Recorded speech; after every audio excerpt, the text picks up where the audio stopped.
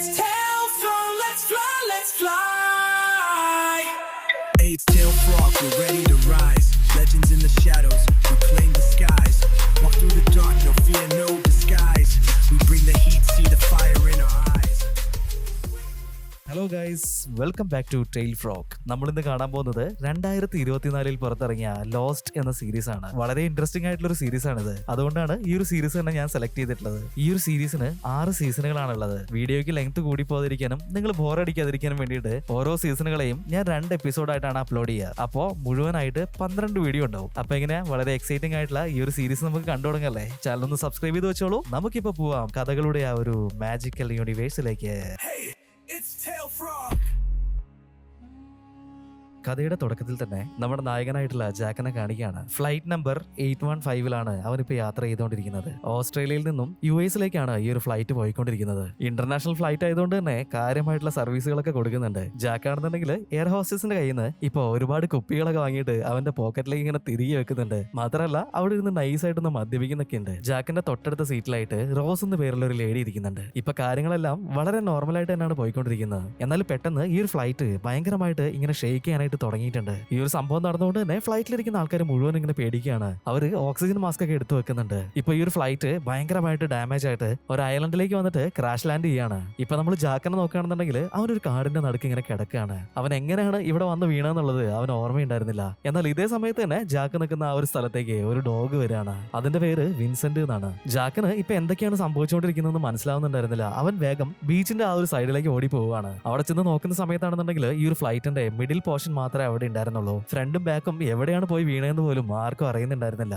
അതുകൊണ്ട് തന്നെ മിഡിൽ ഭാഗത്തുള്ള ആളുകൾക്ക് മുഴുവനും നല്ല രീതിയിൽ ഇഞ്ചുറി പറ്റിയിട്ടുണ്ട്. ജാക്ക് ഒരു ഡോക്ടർ ആയതുകൊണ്ട് തന്നെ അവനിപ്പോ ഓടിപ്പോയിട്ട് എല്ലാവരും ഹെൽപ്പ് ചെയ്തുകൊണ്ടിരിക്കുകയാണ്. ഇവരുടെ കൂട്ടത്തിൽ ഒരു പ്രഗ്നന്റ് ആയിട്ടുള്ള ലേഡി ഉണ്ടായിരുന്നു. എന്തോ ഭാഗ്യത്തിന് അവർക്ക് കാര്യമായിട്ടൊന്നും പറ്റിയിട്ടുണ്ടായിരുന്നില്ല. ജാക്ക് ഇപ്പൊ ഓടി വിട്ടിട്ട് അവിടെ ഉണ്ടായിരുന്ന ആളുകൾക്ക് മുഴുവനും അവനെ കൊണ്ട് പറ്റുന്ന രീതിയിൽ ഹെൽപ്പ് ചെയ്തുകൊണ്ടിരിക്കുകയാണ്. അവനെ കൊണ്ട് പറ്റുന്ന രീതിയിൽ ഒരുപാട് പേരെ അവൻ സേവ് ചെയ്യുന്നുണ്ട്. എന്നാൽ കുറെ പേരൊക്കെ മരിച്ചു പോയിട്ടുണ്ടായിരുന്നു. അതുകൊണ്ട് തന്നെ ഇപ്പൊ എല്ലാവരും വളരെ വിഷമത്തിലാണ് അവിടെ ഇരിക്കുന്നത്. ജാക്കിന്റെ ബാക്ക് സൈഡിൽ നോക്കുകയാണെന്നുണ്ടെങ്കിൽ വലിയൊരു മുറിവ് ഉണ്ടായിട്ടുണ്ടായിരുന്നു. അതിന്റെ അകത്ത് ഇപ്പൊ നല്ല രീതിയിൽ ബ്ലീഡ് ചെയ്യുന്നുണ്ട്. അവന്റെ ബാക്ക് സൈഡിലാണ് ഈ ഒരു മുറിവ് എന്നുള്ളത് കൊണ്ട് തന്നെ അവന് സ്വന്തമായിട്ട് അത് സ്റ്റിച്ച് ചെയ്യാനായിട്ട് പറ്റുന്നുണ്ടായിരുന്നില്ല. കെയ്റ്റ് എന്ന് പേരുള്ള ഒരു ലേഡി ഇപ്പൊ അവിടേക്ക് വന്നിട്ട് അവനെ ഹെൽപ്പ് ചെയ്യാണ്. ഇവന്റെ പോക്കറ്റിൽ ഒരുപാട് ചെറിയ ചെറിയ മദ്യത്തിന്റെ കുപ്പികൾ ഉണ്ടായിരുന്നില്ലേ. ഈ ഒരു ആൽക്കഹോള് ഇവന്റെ മുറിവിലേക്ക് ഒഴിച്ചിട്ട് അവര് ആ ഒരു മുറിവൊക്കെ സ്റ്റിച്ച് ചെയ്യുന്നുണ്ട്. ഇപ്പോ രാത്രി ആയിട്ടുണ്ട്. ഈ ഒരു അപകടത്തിൽപ്പെട്ടിട്ടുള്ള എല്ലാവരും തന്നെ ആരെങ്കിലും ഹെൽപ്പ് ചെയ്യാൻ വരുന്ന വിചാരിച്ചിട്ട് ആ ഒരു ബീച്ചിൽ തീയൊക്കെ കൂട്ടിയിട്ട് അങ്ങനെ ഇരിക്കുകയാണ്. എന്നാൽ ഈ ഒരു സമയത്ത് തന്നെ ഐലൻഡിൽ ഉണ്ടായിരുന്ന ആ ഒരു കാട്ടിൽ നിന്നും എന്തോ ഡിഫറന്റ് ആയിട്ടുള്ള സൗണ്ട് ഇങ്ങനെ കേൾക്കാനായിട്ട് തുടങ്ങിയിട്ടുണ്ട്. ഇപ്പൊ എല്ലാവരും പേടിച്ചിട്ട് അവിടെ എണീറ്റ് നോക്കുന്നുണ്ട്. ഇപ്പൊ ഈ ഒരു കാടിന്റെ ഉള്ളിൽ ഉണ്ടായിരുന്ന ഒരുപാട് വലിയ മരങ്ങളൊക്കെ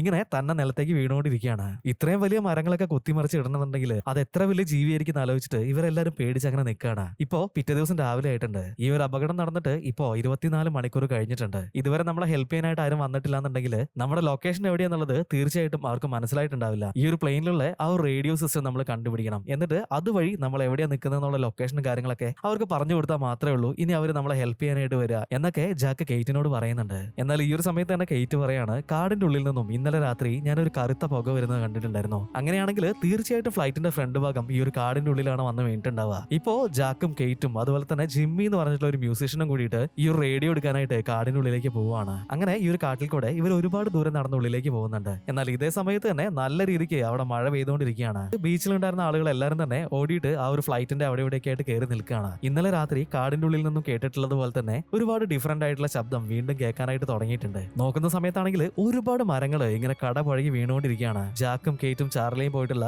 ആ ഒരു ഭാഗത്തേക്കാണ് ഈ ഒരു മരം വീണ് പോകുന്നത്. അങ്ങനെയാണെന്നുണ്ടെങ്കിൽ ജാക്കും കെയ്റ്റും ചാർലിയും പോയിട്ടുള്ള ആ ഒരു ഭാഗത്തേക്ക് തന്നെയായിരിക്കും ഈ ഒരു ജീവി പോയത് എന്നുള്ളത് ഈ ഒരു ബീച്ചിലുള്ള ആൾക്കാർ ഇങ്ങനെ പറഞ്ഞുകൊണ്ടിരിക്കുകയാണ്. അവർക്ക് എന്തെങ്കിലും സംഭവിക്കുമെന്ന് വിചാരിച്ചിട്ട് ആ ഒരു ബീച്ചിലുള്ള എല്ലാവരും തന്നെ പേടിച്ചിട്ട് ഇപ്പൊ ആ ഒരു ഭാഗത്തേക്ക് നോക്കി നിൽക്കുകയാണ്. ഇപ്പൊ ജാക്കിനെയും ചാർലിനെയും കെയ്റ്റിനെയും നോക്കുകയാണെന്നുണ്ടെങ്കിൽ അവർ ആ ഒരു കാടിന്റെ ഉള്ളിൽ കൂടെ നടന്നിട്ട് ഒരു വിധത്തിൽ ആ ഒരു ഫ്ലൈറ്റിന്റെ ഫ്രണ്ട് ഭാഗം കണ്ടുപിടിച്ചിട്ടുണ്ട്. ഫ്ലൈറ്റിന്റെ കോക്പിറ്റിലായിട്ട് ആ ഒരു റേഡിയോ ഉണ്ടോന്ന് അറിയാൻ വേണ്ടിയിട്ട് ഇവർ ഉള്ളിൽ കയറി നോക്കുന്ന സമയത്താണെന്നുണ്ടെങ്കിൽ ഫ്ലൈറ്റിന്റെ പൈലറ്റ് ഇതുവരെ മരിച്ചിട്ടുണ്ടായിരുന്നില്ല. ഇപ്പൊ ഇവർ വേഗം വന്നിട്ട് അവരുടെ കയ്യിലുണ്ടായിരുന്ന വെള്ളമൊക്കെ ഈ ഒരു പൈലറ്റിന് കൊടുക്കുന്നുണ്ട്. കെയ്റ്റ് ഇപ്പൊ തെരഞ്ഞിട്ട് ഇവർ തേടി വന്നിട്ടുള്ള ആ ഒരു റേഡിയോ എടുക്കുന്നുണ്ട്. എന്നാൽ ഇപ്പൊ ഇവർ നോക്കുന്ന സമയത്ത് ഇവരുടെ കൂടെ വന്നിട്ടുണ്ടായിരുന്ന ചാർലിനെ അവിടെ ഒന്നും കാണുന്നുണ്ടായിരുന്നില്ല. അവൻ എവിടെയാന്നൊക്കെ ഇവരിങ്ങനെ വിളിച്ചു നോക്കുന്നുണ്ട്. എന്നാൽ ഇതേ സമയത്ത് തന്നെ അവിടെ ഉണ്ടായിരുന്ന ഒരു ബാത്റൂമിന്റെ ഉള്ളിൽ നിന്ന് ചാർലി ഇപ്പം എല്ലാം പുറത്തേക്ക് ഇറങ്ങി വരികയാണ്. കെയ്റ്റ് ഇപ്പൊ ചാർലിനോട് നീ എവിടെ പോയതായിരുന്നു അങ്ങനെയൊക്കെ ചോദിക്കുന്നുണ്ട്. പക്ഷെ അവനാണെന്നുണ്ടെങ്കിൽ ഒന്നും വിട്ടു പറയുന്നുണ്ടായിരുന്നില്ല. അവൻ എന്തോ ഒരു കാര്യം ഒളിപ്പിച്ചു വെക്കുന്നുണ്ട് എന്നുള്ളത് എന്നുള്ളത് നമുക്ക് ഈ ഒരു സമയത്ത് ഫീൽ ആവുന്നുണ്ട്. ജാക്കി ഇപ്പൊ പറയുന്നുണ്ട് അതെന്തെങ്കിലും ആവട്ടെ, നമുക്ക് പൈലറ്റിനെ രക്ഷിച്ചിട്ട് ഇവിടുന്ന് പോവാന്ന് പറഞ്ഞ് നിൽക്കുന്ന അതേ സമയത്താണ് ഇപ്പൊ പുറത്തുനിന്ന് എന്തോ ഒരു ശബ്ദം കേൾക്കാനായിട്ട് തുടങ്ങിയത്. ഇപ്പോ ഈ ഒരു ഫ്ലൈറ്റിനുള്ളിൽ നിന്ന് പുറത്തേക്ക് നോക്കുന്ന സമയത്താണെന്നുണ്ടെങ്കിൽ വലിയൊരു നിഴല് അതിലെങ്ങനെ പോകുന്നതായിട്ട് ഇവർ കാണുന്നുണ്ട്. അതെന്താണെന്ന് അറിയാൻ വേണ്ടിയിട്ട് ഇവർ പുറത്തേക്ക് നോക്കുന്നുണ്ടായിരുന്നെങ്കിലും ഈ ഒരു ഫ്ലൈറ്റിന്റെ ഗ്ലാസ് മുഴുവനും ഫോഗ് നിറഞ്ഞതുകൊണ്ട് തന്നെ ഇവർക്ക് പുറത്തേക്കുള്ള വിഷ്വല് കൃത്യമായിട്ട് കിട്ടുന്നുണ്ടായിരുന്നില്ല. ഇപ്പൊ നമ്മുടെ പൈലറ്റിനെ നോക്കുകയാണെന്നുണ്ടെങ്കിൽ അയാൾ ഈ ഒരു ഫ്ലൈറ്റിന്റെ ഫ്രണ്ടിലുണ്ടായിരുന്ന ആ ഒരു വിൻഷീൽഡ് അതൊക്കെ പൊട്ടിക്കിടക്കായിരുന്നു. അതുകൊണ്ട് തന്നെ അയാൾ ഇപ്പൊ ആ ഒരു ഭാഗത്ത് കൂടി ഏന്തി വലിഞ്ഞിട്ട് ഇപ്പൊ പുറത്തേക്ക് നോക്കുന്നുണ്ട്. എന്നാൽ ഇതേ സമയത്ത് തന്നെ പുറത്തുണ്ടായിരുന്ന ആ ഒരു ജീവി പൈലറ്റിനെ പുറത്തേക്ക് വലിച്ചെടുക്കുന്നുണ്ട്. ഇപ്പൊ ഈ ഒരു പ്ലെയിനിന്റെ ഉള്ളിലേക്ക് ഒരുപാട് രക്തം ഇങ്ങനെ വന്ന് വീഴാണ്. ഇത് കണ്ടിട്ട് ഫ്ലൈറ്റിന്റെ ഉള്ളിലുണ്ടായിരുന്ന എല്ലാവരും തന്നെ പേടിക്കുന്നുണ്ട്. ഇനി ഒരുപാട് സമയം ഇവിടെ നിൽക്കാൻ പറ്റില്ല എന്ന് പറഞ്ഞിട്ട് ഇപ്പൊ എല്ലാവരും പുറത്തേക്ക് ഇറങ്ങി ഓടുകയാണ്. ഇപ്പൊ നോക്കുകയാണെന്നുണ്ടെങ്കിൽ ആ ഒരു വലിയ ജീവി ഇവിടുന്ന് പോയിട്ടുണ്ട്. അത് വലിയൊരു മൃഗമാണോ അല്ലെങ്കിൽ മറ്റെന്തെങ്കിലും ആണോ എന്നുള്ളത് നമുക്ക് കൃത്യമായിട്ട് പറയാൻ പറ്റില്ല. കാരണം എന്താന്ന് വെച്ചിട്ടുണ്ടെങ്കിൽ ഇതുവരെ നമ്മൾ അതിനെ കണ്ടിട്ടില്ല. അതെന്ത് തന്നെയാണെങ്കിലും ഇപ്പൊ അവിടുന്ന് പോയിട്ടുണ്ട്. അതുകൊണ്ട് തന്നെ ഇപ്പൊ എല്ലാവർക്കും കുറച്ച് ആശ്വാസമാവാണ്. എന്നാൽ ഇവർ മേലേക്ക് നോക്കുന്ന സമയത്താണെന്നുണ്ടെങ്കിൽ ഒരു മരത്തിന്റെ ചില്ലയിലായിട്ട് നമ്മുടെ പൈലറ്റ് ഇങ്ങനെ മരിച്ചു കിടക്കുന്നത് കാണുകയാണ്. ഇതിപ്പോ പൈലറ്റിന് എന്താണ് സംഭവിച്ചത്, എന്താണ് അവിടേക്ക് വന്നിട്ടുള്ളത്, എന്തിനാണ് അത് ഇങ്ങനെയൊക്കെ ചെയ്യുന്നതെന്നൊന്നും ഇവർക്ക് എത്ര ആലോചിച്ചിട്ടും മനസ്സിലാവുന്നുണ്ടായിരുന്നില്ല. ഇപ്പൊ ഇവർ 3 പേരും കൂടിയിട്ട് മെല്ലെ മെല്ലെ ആ ഒരു ബീച്ച് ലക്ഷ്യമാക്കിയിട്ട് നടക്കുകയാണ്. ജാക്കാണെന്നുണ്ടെങ്കിൽ ഇതിന്റെ ഇടയിൽ അവർ അവിടെ നിന്ന് എടുത്തിട്ടുള്ള ആ ഒരു റേഡിയോ വർക്ക് ചെയ്യുന്നുണ്ടോ എന്നൊക്കെ നോക്കുന്നുണ്ട്. പക്ഷെ അത് വർക്ക് ചെയ്യുന്നുണ്ടായിരുന്നില്ല. കെയ്റ്റ് ആണെന്നുണ്ടെങ്കിൽ ആ ഒരു ബാത്റൂമിൽ നീ എന്താ ചെയ്തോണ്ടിരുന്നതെന്ന് ഇപ്പൊ ചാർലിനോട് ചോദിക്കുന്നുണ്ട്. ചാർലി ആണെന്നുണ്ടെങ്കിൽ വീണ്ടും ഒന്നും പറയുന്നുണ്ടായിരുന്നില്ല. അവൻ എന്തോ ഒന്ന് മറച്ചു വെക്കുന്നുണ്ട്. അതെന്താണെന്ന് നോക്കുകയാണെന്നുണ്ടെങ്കിൽ ഇവൻ സ്ഥിരമായിട്ട് ഡ്രഗ്സ് യൂസ് ചെയ്യുന്ന ഒരു മനുഷ്യനാണ്. അവന്റെ ഷൂവിന്റെ ഉള്ളിൽ ആ ഒരു മയക്കുമരുന്ന് ഒളിപ്പിച്ചു വെച്ചിട്ടായിരുന്നു ചാർലി ആ ഒരു ഫ്ലൈറ്റിലേക്ക് കയറിയിട്ടുണ്ടായിരുന്നത്. എന്നാൽ ഒരു ഘട്ടത്തില് ഫ്ലൈറ്റിലുണ്ടായിരുന്ന ആളുകൾക്ക് ഇവന്റെ കയ്യിൽ എന്തോ ഉണ്ട് എന്നുള്ളത് മനസ്സിലാവാണ്. ഇവനെ പിടിക്കാൻ തുടങ്ങിയ ആ ഒരു സമയത്ത് ചാർലി നൈസായിട്ട് ബാത്റൂമിലേക്ക് പോകുന്നുണ്ട്. എന്നിട്ട് ഇവന്റെ കയ്യിലുണ്ടായിരുന്ന സാധനം ഇപ്പൊ ഈ ഒരു ബാത്റൂമിലേക്ക് ഒളിപ്പിച്ചു വെക്കുകയാണ്. എന്നാൽ ആ ഒരു സമയത്താണ് ഫ്ലൈറ്റ് കൃത്യമായിട്ട് ക്രാഷ് ആയത്. ഇവനിങ്ങനെ സ്ഥിരമായിട്ട് ഡ്രഗ്സ് അടിക്കുന്ന മനുഷ്യനായതുകൊണ്ട് തന്നെ അത് ഒരു ദിവസം യൂസ് ചെയ്തിട്ടില്ല എന്നുണ്ടെങ്കിൽ അവന്റെ കൈയും കാലൊക്കെ ഇങ്ങനെ കിടന്ന് വിറയ്ക്കും. ഇപ്പൊ ഈ ഒരു ഡ്രഗ്സ് എടുക്കാൻ വേണ്ടിയിട്ടാണ് കെയ്റ്റിന്റെ കൂടെ ഇവൻ ഇവിടേക്ക് വന്നിട്ടുള്ളത്. ഇപ്പൊ നമ്മുടെ ബീച്ചിലേക്ക് നോക്കുകയാണെങ്കിൽ ഒരുപാട് പേര് അവിടെ ഇരിക്കുന്നുണ്ട്. ഈ ഒരു പ്രഗ്നന്റ് ലേഡീനെ നമ്മൾ മുന്നേ പരിചയപ്പെട്ടല്ലേ, അവരുടെ തൊട്ടടുത്തായിട്ട് ഇപ്പൊ ഒരു ഫ്രഞ്ച് ലേഡി ഇരിക്കുന്നുണ്ട്. അവളുടെ ബ്രദറിനെയും കൂട്ടിയിട്ടായിരുന്നു ഈ ഒരു ട്രിപ്പിന് അവർ വന്നിട്ടുണ്ടായിരുന്നത്. ഈ ഫ്രഞ്ച് ലേഡീനെ നമുക്ക് യമാ എന്ന് വിളിക്കാം, അവളുടെ ബ്രദറിനെ നമുക്ക് എബി എന്നും വിളിക്കാം. ഇവരുടെ അടുത്തായിട്ട് ഒരു കൊറിയൻ കപ്പിൾസ് ഉണ്ടായിരുന്നു. ഇപ്പൊ ഈ ഒരു കൊറിയൻ കപ്പിൾസിന്റെ അടുത്ത് മൈക്കിൾ എന്ന് പേരുള്ള ഒരാൾ വന്നിട്ട് ചോദിക്കുകയാണ്, നിങ്ങൾ എന്റെ മോനെ കണ്ടിട്ടുണ്ടായിരുന്നോ? മൈക്കിളിന് ഒരു മോനുണ്ട്, അവന്റെ പേര് വോൾട്ട് എന്നാണ്. വാൾട്ടിന് ഒരു ഡോഗ് ഉണ്ടായിരുന്നു. ആ ഒരു ഡോഗിനെ ഇപ്പൊ കാണുന്നുണ്ടായിരുന്നില്ല. അവനിപ്പോ ആ ഒരു ഡോഗിനെ തെരഞ്ഞു പോയതാണ്. സ്റ്റാർട്ടിങ്ങിൽ നമ്മൾ ജാക്കിനെ കണ്ട സമയത്ത് ആ ഒരു ഭാഗത്ത് വിൻസെന്റ് എന്ന് പറഞ്ഞിട്ടൊരു ഡോഗ് ഉണ്ടായിരുന്നില്ലേ, ആ ഒരു ഡോഗിനെ തന്നെയാണ് നമ്മുടെ വാൾട്ട് തെരഞ്ഞുകൊണ്ടിരിക്കുന്നത്. ഇപ്പോ ബീച്ചിന്റെ മറ്റൊരു സൈഡിലേക്ക് നോക്കുകയാണെന്നുണ്ടെങ്കിൽ അവിടെ 2 പേര് എന്തൊക്കെയോ പറഞ്ഞിട്ട് ഇങ്ങനെ ഫൈറ്റ് ചെയ്യാനായിട്ട് തുടങ്ങിയിട്ടുണ്ട്. ഈ ഒരു നീണ്ട മുടിയുള്ള ഇവന്റെ പേര് സയ്യിദ് എന്നാണ്. അവനൊരു മിലിറ്ററി ഓഫീസറാണ്. അവനോട് കച്ചറ ഉണ്ടാക്കിക്കൊണ്ടിരിക്കുന്ന ആ ഒരു ചുമന്ന മുടിയനല്ലേ, അവന്റെ പേര് സോയർ എന്നാണ്. ഇനിയും ഒരുപാട് ക്യാരക്ടേഴ്സ് ഉണ്ട്, നമുക്ക് മെല്ലെ മെല്ലെ ഓരോരുത്തരായിട്ട് പരിചയപ്പെടാം. ഇപ്പൊ നോക്കുകയാണെന്നുണ്ടെങ്കിൽ ജാക്കും കെയ്റ്റും ചാർലിയും കൂടിയിട്ട് ഈ ഒരു ബീച്ചിന്റെ അടുത്തേക്ക് വരുന്നുണ്ട്. തല്ലുണ്ടാക്കിക്കൊണ്ടിരിക്കുന്ന സോയറിനെ സയ്യിദിനെയും ഇപ്പൊ ഇവര് പിടിച്ചു മാറ്റുന്നുണ്ട്. ജാക്ക് ഇപ്പൊ പറയാണ്, ഞങ്ങൾ ആ ഒരു റേഡിയോ കണ്ടുപിടിച്ചിട്ടുണ്ട്, അത് ശരിയാക്കാനായിട്ട് ആർക്കെങ്കിലും അറിയോ എന്നിങ്ങനെ ചോദിക്കുന്നുണ്ട്. സയ്യിദ് മിലിറ്ററിയിൽ വർക്ക് ചെയ്തുകൊണ്ടിരിക്കുന്ന ആളല്ലേ, അതുകൊണ്ട് തന്നെ സയ്യിദിന് ഇതുപോലുള്ള കാര്യങ്ങളൊക്കെ ഉപയോഗിച്ചിട്ട് പരിചയമുണ്ട്. ഞാനത് ശരിയാക്കി തരാന്ന് പറഞ്ഞിട്ട് സയ്യിദ് ഇപ്പൊ മുന്നോട്ടേക്ക് വരികയാണ്. അവനിപ്പോ ഈ റേഡിയോ വാങ്ങിയിട്ട് നന്നാക്കാനായിട്ട് നോക്കുന്നുണ്ട്. ഇപ്പൊ ഒരു വിധത്തിൽ അത് നന്നാക്കിയിട്ടുണ്ട്. പക്ഷേ റേഡിയോന്റെ സിഗ്നൽ ഒന്നും ഇവർ നിൽക്കുന്ന ആ ഒരു സ്ഥലത്തേക്ക് റിസീവ് ആവുന്നുണ്ടായിരുന്നില്ല. അതുകൊണ്ട് തന്നെ സയ്യിദ് കെയ്റ്റിന്റെ അടുത്ത് വന്നിട്ട് പറയാണ്, ആ കാണുന്ന മലയുടെ മുകളിലേക്ക് നമുക്ക് പോകണം, ഈ ഒരു ഭാഗത്തൊന്നും ഇതിന് സിഗ്നൽ കിട്ടുന്നില്ല എന്നിങ്ങനെ പറയുന്നുണ്ട്. ഇപ്പൊ സയ്യിദ് കെയ്റ്റിനെയും അതുപോലെ തന്നെ നമ്മുടെ എബിനെയും എമ്മേനെയും ചാർലിനെയും കൂട്ടിയിട്ട് ആ ഒരു മലയുടെ മുകളിലേക്ക് പോവുകയാണ്. ഇപ്പൊ നമ്മൾ സോയറിനെ നോക്കുകയാണെന്നുണ്ടെങ്കിൽ അവൻ എന്തോ ഒരു ലെറ്റർ ഇങ്ങനെ വായിച്ചുകൊണ്ടിരിക്കുകയാണ്. ഇവർ പോകുന്നത് കണ്ടു കഴിഞ്ഞപ്പോ സോയറും അവരുടെ കൂടെ കൂടുന്നുണ്ട്. അങ്ങനെ ഇവർ ആ ഒരു കാടിന്റെ ഉള്ളിലേക്ക് ഇങ്ങനെ നടന്നു പോയിക്കൊണ്ടിരിക്കുകയാണ്. വോൾട്ട് ആണെന്നുണ്ടെങ്കിൽ ആ ഒരു ഭാഗം മുഴുവനും തെരഞ്ഞു നോക്കിയിട്ടും അവന്റെ ഡോഗിനെ കാണുന്നുണ്ടായിരുന്നില്ല. ആ ഒരു വിഷമത്തില് അവനിപ്പോ ഈ ഒരു ബീച്ചിന്റെ സൈഡിലേക്ക് വന്നേക്കാണ്. ഇപ്പൊ ഈ ഒരു ബീച്ചിൽ ഒരു മൊട്ടത്തലയൻ അങ്ങനെ ഇരിക്കുന്നുണ്ടായിരുന്നു. അയാളുടെ പേര് ജോൺ ലൂക്ക് എന്നാണ്. അയാളാണെന്നുണ്ടെങ്കിൽ അവിടുന്ന് എന്തോ ഡിഫറന്റ് ആയിട്ടുള്ള ഒരു ഗെയിം അങ്ങനെ കളിച്ചുകൊണ്ടിരിക്കുകയാണ്. വോൾട്ട് അവിടേക്ക് വന്നിട്ട് ഇത് എന്താന്നൊക്കെ ചോദിക്കുന്നുണ്ട്. ജോൺ ഇപ്പോ ബ്ലാക്കും വൈറ്റും കളറിലുള്ള 2 ബട്ടൺസ് എടുക്കുന്നുണ്ട്. ഈ ഒരു വൈറ്റ് സർക്കിൾ റെപ്രസെന്റ് ചെയ്യുന്നത് ലൈറ്റിനെയാണ്, ഈ ബ്ലാക്ക് സർക്കിൾ റെപ്രസെന്റ് ചെയ്യുന്നത് ഡാർക്ക്നെസ്സിനെയാണ് എന്നൊക്കെ പറഞ്ഞിട്ട് ജോൺ ഇപ്പോ വോൾട്ടിന് ആ ഒരു ഗെയിമിനെ പറ്റി ഇങ്ങനെ എക്സ്പ്ലെയിൻ ചെയ്ത് കൊടുത്തോണ്ടിരിക്കുകയാണ്. അങ്ങനെ ഈ ഒരു കാര്യങ്ങളൊക്കെ പറഞ്ഞുകൊണ്ടിരിക്കുന്ന സമയത്ത് തന്നെ ജോൺ ഇപ്പോ ഈ ഐലൻഡിൽ ഒരുപാട് മിറാക്കിൾ ആയിട്ടുള്ള കാര്യങ്ങളൊക്കെ നടക്കുന്നുണ്ട് എന്നൊക്കെ ഇങ്ങനെ പറയാണ്. ഇപ്പൊ മലയുടെ മുകളിലേക്ക് പോയിട്ടുണ്ടായിരുന്ന അവർ നോക്കുകയാണെന്നുണ്ടെങ്കിൽ അവരാണെന്നുണ്ടെങ്കിൽ ഒരു വിധത്തിൽ കഷ്ടപ്പെട്ട് ബുദ്ധിമുട്ടിയിട്ട് ഈ ഒരു മലയുടെ മുകളിലേക്ക് വലിഞ്ഞു കയറിയിട്ടുണ്ട്. എന്നാൽ ഇവരങ്ങനെ പോകുന്ന സമയത്താണ് ആ ഒരു മോൺസ്റ്റർ അവിടേക്ക് വരുന്നത്. എല്ലാരും ഇപ്പൊ പേടിച്ചിട്ട് 4 ഭാഗത്തേക്കും ചെതറി ഓടുന്നുണ്ട്. എന്നാൽ സോയർ ആണെന്നുണ്ടെങ്കിൽ അവന്റെ കയ്യിലുണ്ടായിരുന്ന ഒരു ഗണ്ണ് ഉപയോഗിച്ചിട്ട് ഈ ഒരു മോൺസ്റ്റർ വന്ന ഭാഗത്തേക്ക് ഷൂട്ട് ചെയ്യാണ്. ഇപ്പൊ ഇവർ പോയി നോക്കുന്ന സമയത്താണെന്നുണ്ടെങ്കിൽ അതൊരു പോളാർ കരടിയായിരുന്നു. എന്നാൽ ഇവർക്ക് മനസ്സിലാവാത്ത കാര്യം എന്താണെന്ന് വെച്ചിട്ടുണ്ടെങ്കിൽ ഇങ്ങനെയുള്ള ഹിമക്കരടികളൊക്കെ ജീവിക്കുന്നത് ഒരുപാട് മഞ്ഞൊക്കെ വീഴുന്ന പ്രദേശങ്ങളിലാണ്. ഈ ഒരു ഹിമക്കരടി എങ്ങനെയാണ് ഇവിടെ എത്തിയെന്ന് ഇവർക്ക് എത്ര ആലോചിച്ചിട്ട് മനസ്സിലാവുന്നുണ്ടായിരുന്നില്ല. കെയ്റ്റിനാണെന്നുണ്ടെങ്കിൽ ഇപ്പൊ ഒരു ഡൗട്ട് അടിക്കുകയാണ്. ഇപ്പൊ സോയറിനോട് അവൾ ചോദിക്കുന്നുണ്ട്, അല്ല ഫ്ലൈറ്റിന്റെ ഉള്ളിലൊന്നും ഗണ്ണ് അലോ ചെയ്യില്ലല്ലോ, പിന്നെ നിനക്ക് എവിടുന്ന ഈ ഒരു ഗണ്ണ് കിട്ടിയെന്ന് ചോദിക്കുന്നുണ്ട്. സോയർ ഇപ്പൊ പറയാണ് നമ്മുടെ ഫ്ലൈറ്റിൽ ഒരു പോലീസുകാരനുണ്ടായിരുന്നു, ഞാൻ അയാളുടെ കയ്യിൽ നിന്ന് എടുത്തതാണ് ഈ ഒരു ഗൺ എന്നൊക്കെ ഇങ്ങനെ പറയുന്നുണ്ട്. ഇങ്ങനെയുള്ള ഒരു സിറ്റുവേഷനിൽ നമ്മൾ ഗണ്ണ് യൂസ് ചെയ്യണമെന്ന് പറഞ്ഞിട്ട് കേറ്റ് ആണെന്നുണ്ടെങ്കിൽ അവന്റെ കയ്യിൽ നിന്ന് ആ ഒരു ഗണ്ണ് വാങ്ങിയിട്ട് അവിടെ വെച്ചിട്ട് തന്നെ അത് ഡിസ്മാൻഡിൽ ചെയ്യുന്നുണ്ട്. സോയർ പറഞ്ഞല്ലോ ഈ ഒരു ഫ്ലൈറ്റിൽ ഒരു പോലീസുകാരൻ വന്നിട്ടുണ്ട് എന്നുള്ളത്. അയാൾക്കാണെന്നുണ്ടെങ്കിൽ ഒരുപാട് പരിക്കുകൾ പറ്റിയിട്ടുണ്ടായിരുന്നു. അയാള് ജീവന് വേണ്ടിയിട്ട് ഇങ്ങനെ പോരാടിക്കൊണ്ടിരിക്കുകയാണ്. ജാക്കാണെന്നുണ്ടെങ്കിൽ അയാളെ രക്ഷിക്കാനായിട്ട് ഒരുപാട് ശ്രമിക്കുന്നുണ്ട്. പക്ഷെ എന്തൊക്കെ ചെയ്തിട്ടും പ്രത്യേകിച്ച് ഗുണമൊന്നും ഉണ്ടായിരുന്നില്ല. സമയം കൂടുന്നവരും ഈ ഒരു പോലീസുകാരന്റെ കണ്ടീഷൻ വളരെ വളരെ മോശമായിക്കൊണ്ടിരിക്കുകയാണ്. അതുകൊണ്ട് തന്നെ അയാൾ ഇപ്പൊ ജാക്കിനോട് ഒരു കാര്യം പറയുന്നുണ്ട്. ഇന്നലെ നിന്റെ കൂടെ കാട്ടിലേക്ക് വന്നിട്ടില്ലേ കേറ്റ് എന്ന് പറഞ്ഞിട്ടുള്ള ആ ഒരു ലേഡി, അവളൊരു ക്രിമിനൽ ആണ്. ഓസ്ട്രേലിയയിൽ നിന്നും ഞാൻ അവളെ അറസ്റ്റ് ചെയ്തുകൊണ്ട് വരികയായിരുന്നു. ആ ഒരു സമയത്താണ് നമ്മുടെ ഈ ഒരു പ്ലെയിൻ ക്രാഷ് ആയത് എന്നൊക്കെ ജാക്കിനോട് അയാൾ പറയുന്നുണ്ട്. ഇപ്പൊ നമ്മൾ കേറ്റിനെ ടീമിനെ നോക്കുകയാണെന്നുണ്ടെങ്കിൽ ഇവര് ഒരു വിധത്തില് ആ ഒരു മലയുടെ മുകളിലേക്ക് എത്തിയിട്ടുണ്ട്. സെയ്ത് ഈ ഒരു റേഡിയോ എടുത്തിട്ട് ഇപ്പൊ സിഗ്നൽ ഉണ്ടെന്ന് നോക്കിക്കൊണ്ടിരിക്കുകയാണ്. സിഗ്നൽ കിട്ടുന്നുണ്ട്, പക്ഷെ അതിലൊരു ലേഡി സംസാരിക്കുന്നുണ്ട്. അവരെന്താ പറയുന്നതെന്നുള്ളത് ഇവർക്ക് മനസ്സിലാവുന്നുണ്ടായിരുന്നില്ല. കാരണം അവർ സംസാരിച്ചുകൊണ്ടിരിക്കുന്നത് ഫ്രഞ്ചിലാണ്. ഇപ്പൊ നമ്മുടെ ഫ്രഞ്ച് ലേഡി ആയിട്ടുള്ള എമ്മയാണെന്നുണ്ടെങ്കിൽ എനിക്ക് ഫ്രഞ്ച് അറിയാന്ന് പറഞ്ഞിട്ട് ആ ഒരു റേഡിയോ വാങ്ങിയിട്ട് അതിൽ പറയുന്ന കാര്യങ്ങളൊക്കെ ഇവളിങ്ങനെ കേട്ട് മനസ്സിലാക്കാനായിട്ട് ശ്രമിക്കുകയാണ്. അതിൽ പറയുന്ന കാര്യങ്ങൾ കേട്ടിട്ടാണെന്നുണ്ടെങ്കിൽ എമ്മ ഇപ്പൊ ഷോക്ക് ആവുന്നുണ്ട്. ഓപ്പോസിറ്റ് സൈഡിൽ നിന്ന് ഒരു ലേഡിയാണ് സംസാരിച്ചുകൊണ്ടിരുന്നത്. അത് വന്നിട്ട് എല്ലാരെയും കൊന്നു എന്നൊക്കെ ആ ഒരു ലേഡി ഇപ്പൊ കരഞ്ഞു പറയുന്നുണ്ട്. അങ്ങനെയാണെങ്കിൽ ഈ ഒരു ഐലൻഡിൽ നമ്മളല്ലാതെ വേറെ ആരൊക്കെയോ പെട്ട് കിടക്കുന്നുണ്ട്, അവരായിരിക്കും ഈ ഒരു റേഡിയോ വഴി സംസാരിക്കുന്നതെന്നൊക്കെ എല്ലാവരും ഇങ്ങനെ വിചാരിക്കുകയാണ്. എന്നാൽ ഇതേ സമയത്ത് തന്നെ സെയ്ത് ആ ഒരു റേഡിയോ വാങ്ങിയിട്ട് ചെക്ക് ചെയ്യുന്നുണ്ട്. നോക്കുന്ന സമയത്ത് ഈ ഒരു സിഗ്നൽ ലൂപ്പ് ആയിക്കൊണ്ടിരിക്കുകയാണ്. ഇത് 16 വർഷങ്ങൾക്ക് മുന്നേ അയച്ചിട്ടുള്ള ഒരു സിഗ്നലാണ്. അങ്ങനെയാണെന്നുണ്ടെങ്കിൽ 16 വർഷങ്ങൾക്ക് മുന്നേ ഇവിടെ ആരോ പെട്ടുപോയിട്ടുണ്ട്, അവരയച്ചിട്ടുള്ള സിഗ്നൽ തന്നെയായിരിക്കും ഇത് എന്നിങ്ങനെ പറയുന്നുണ്ട്. അവരെ എന്തോ വന്ന് കൊന്നിട്ടുണ്ട്. അങ്ങനെയാണെങ്കിൽ നമ്മൾ ഈ ഒരു ഐലൻഡിൽ നിൽക്കുന്നത് ഒട്ടും സേഫ് അല്ല എന്നൊക്കെ ഇവരിങ്ങനെ പറയാണ്. അങ്ങനെ ഒരു വിധത്തിൽ ഇവർ വീണ്ടും ബീച്ചിന്റെ ആ ഒരു ഭാഗത്തേക്ക് വന്നിട്ടുണ്ട്. ഇവരെല്ലാരും കൂടിയിട്ട് തിരിച്ചിപ്പോ ബീച്ചിന്റെ ആ ഒരു ഭാഗത്ത് എത്തിയെങ്കിലും ഇവർക്ക് ഇങ്ങനെ ഒരു സിഗ്നൽ കിട്ടിയ കാര്യമൊന്നും അവിടെ ആരോടും പറയുന്നില്ല. കാരണം ഈ ഒരു കാര്യങ്ങളൊക്കെ കേട്ടിട്ടുണ്ടെങ്കിൽ ബീച്ചിലുള്ള ആൾക്കാർ കൂടി പാനിക് ആവും. അതുകൊണ്ടാണ് ഇവർ ഈ ഒരു കാര്യമൊന്നും പറയാതിരുന്നത്. കേറ്റ് ഇപ്പോ മലയുടെ മുകളിലേക്ക് പോയിട്ട് വന്നിട്ട് നേരെ ജാക്കിന്റെ അടുത്തേക്ക് വരുന്നുണ്ട്. എന്നിട്ട് അവനോട് പറയാണ്, ആ ഒരു പോലീസുകാരനല്ലേ, അയാൾക്ക് ഒരുപാട് ഇഞ്ചുറി പറ്റിയിട്ടുണ്ട്, നമുക്ക് അയാളെ മേഴ്സി കില്ലിംഗ് ചെയ്താലോ എന്നിങ്ങനെ ചോദിക്കുകയാണ്. ഇത് കേട്ട് കഴിഞ്ഞപ്പോ ജാക്ക് പറയാണ്, ഞാൻ ഒരു ഡോക്ടറാണ്, അതല്ലാതെ ഒരു കില്ലറൊന്നുമല്ല. അത് മാത്രമല്ല നീ ഒരു ക്രിമിനൽ ആണെന്നുള്ള കാര്യം പോലീസുകാരൻ എന്നോട് പറഞ്ഞിട്ടുണ്ട് എന്നൊക്കെ ഇങ്ങനെ ജാക്ക് കേറ്റിനോട് പറയാണ്. ഈ ഒരു സമയത്താണ് കേറ്റിന്റെ ഫ്ലാഷ് ബാക്ക് കാണിക്കുന്നത്. അവള് ഇപ്പൊ ഏതോ ഒരു സ്ഥലത്തേക്ക് ഇങ്ങനെ ട്രാവൽ ചെയ്തുകൊണ്ടിരിക്കുകയാണ്. അതിന്റെ ഇടയിൽ ഒരുപാട് ടയർഡ് ആയി കഴിഞ്ഞപ്പോ അവിടെ ഉണ്ടായിരുന്ന ഒരു ഫാർമറുടെ പ്ലേസിൽ അവൾ ഇങ്ങനെ ഉറങ്ങിക്കൊണ്ടിരിക്കുകയായിരുന്നു. ഇപ്പൊ ഈ ഒരു ഫാർമർ വന്നിട്ട് അവളോട് പറയുന്നുണ്ട്, നിനക്ക് വേണമെങ്കിൽ കുറച്ച് നാൾ ഇവിടെ നിന്നോ, നിനക്ക് ആവശ്യമായിട്ടുള്ള ഫുഡും അതുപോലെ തന്നെ ചെറിയൊരു ജോലിയൊക്കെ നിനക്ക് ഞാൻ ഇവിടെ തരാം എന്നൊക്കെ ഇങ്ങനെ പറയുന്നുണ്ട്. കേറ്റ് ആണെന്നുണ്ടെങ്കിൽ ഇപ്പൊ അതിന് സമ്മതിക്കുകയാണ്. അങ്ങനെ കുറച്ച് നാൾ അവിടെ തങ്ങാൻ തന്നെ കേറ്റ് തീരുമാനിക്കുകയാണ്. എന്നാൽ പോലീസ് കേറ്റിനെ അന്വേഷിച്ചുകൊണ്ടിരിക്കുക എന്നുള്ളത് ഈ ഒരു ഫാർമർക്ക് മനസ്സിലാവുന്നുണ്ട്. ഒരു ദിവസം അയാൾ കേറ്റിനെ പോലീസിന് ഒറ്റ കൊടുക്കുന്നുണ്ട്. പോലീസ് എന്തിനാണ് കേറ്റിനെ തെരഞ്ഞുകൊണ്ടിരിക്കുന്നത് എന്നുള്ളത് ഈ ഒരു ഘട്ടത്തിൽ നമുക്ക് മനസ്സിലാവുന്നില്ല. അവളെ പിടിച്ചു കൊടുത്തിട്ടുണ്ടെങ്കിൽ നല്ല റിവാർഡ് മണി കിട്ടും, അതുകൊണ്ടാണ് ഈ ഒരു ഫാർമർ ഇങ്ങനെ ചെയ്തത്. കേറ്റ് ആണെന്നുണ്ടെങ്കിൽ ഒരു വിധത്തിൽ രക്ഷപ്പെടാനൊക്കെ ആയിട്ട് നോക്കുന്നുണ്ട്. പക്ഷേ ഈ ഒരു പോലീസുകാരൻ കേറ്റിനെ വന്ന് പിടിക്കുകയാണ്. അങ്ങനെയാണ് പോലീസുകാരൻ ഇവൾ അറസ്റ്റ് ചെയ്തിട്ട് ഈ ഒരു ഫ്ലൈറ്റ് കയറ്റി കൊണ്ടുവന്നത്. ഈ ഒരു ഫ്ലാഷ് ബാക്ക് കഴിഞ്ഞിട്ടുണ്ടെങ്കിൽ നമ്മൾ കാണുന്നത് കേറ്റ് നേരെ പോയത് സോയറിന്റെ അടുത്തേക്കാണ്. എന്നിട്ട് അവനോട് പറയാണ്, ആ ഒരു പോലീസുകാരനാണെന്നുണ്ടെങ്കിൽ ഒരുപാട് വേദന അനുഭവിക്കുന്നുണ്ട്, നമുക്ക് അയാളെ കൊന്നു കളയാന്ന് കേറ്റ് ഇപ്പൊ സോയറിനോട് പറയാണ്. അവള് പറഞ്ഞത് ശരിയാന്നുള്ളത് സോയറിനും തോന്നുന്നുണ്ട്. അതുകൊണ്ട് തന്നെ സോയറിന്റെ ആ ഒരു ഗണ്ണ് വീണ്ടും സെറ്റ് ആക്കിയിട്ട് ഈ ഒരു പോലീസുകാരനെ കൊല്ലാനായിട്ട് വരികയാണ്. ഹൃദയത്തിന്റെ ഭാഗത്തേക്ക് ഷൂട്ട് ചെയ്യാന്ന് വിചാരിച്ചിട്ടാണ് ഇവർ ഷൂട്ട് ചെയ്യുന്നത്. പക്ഷേ ആ ഒരു ലെങ്സിന്റെ ഭാഗത്തേക്കാണ് ബുള്ളറ്റ് കയറുന്നത്. അതുകൊണ്ട് ഒരുപാട് വേദന അനുഭവിച്ചിട്ടാണ് ഈ ഒരു പോലീസുകാരൻ മരിക്കുന്നത്. ഈ ഒരു ശബ്ദം കേട്ടിട്ട് ജാക്ക് ഇപ്പൊ അങ്ങോട്ടേക്ക് ഓടി വരുന്നുണ്ട്. അയാളുടെ വേദന ഇല്ലാതാക്കാൻ വേണ്ടിയിട്ടല്ലേ നിങ്ങൾ അയാളെ കൊല്ലാന്ന് തീരുമാനിച്ചത്, ഇപ്പൊ ഒരുപാട് വേദന അനുഭവിച്ചിട്ടാണ് അയാൾ മരിച്ചത് എന്നൊക്കെ പറഞ്ഞിട്ട് ജാക്ക് ഇപ്പൊ സോയറിനോട് ചൂടായിക്കൊണ്ടിരിക്കുകയാണ്. ഇപ്പൊ പിറ്റേ ദിവസം രാവിലെ ആയിട്ടുണ്ട്. നോക്കുകയാണെന്നുണ്ടെങ്കിൽ നമ്മുടെ ജോണ്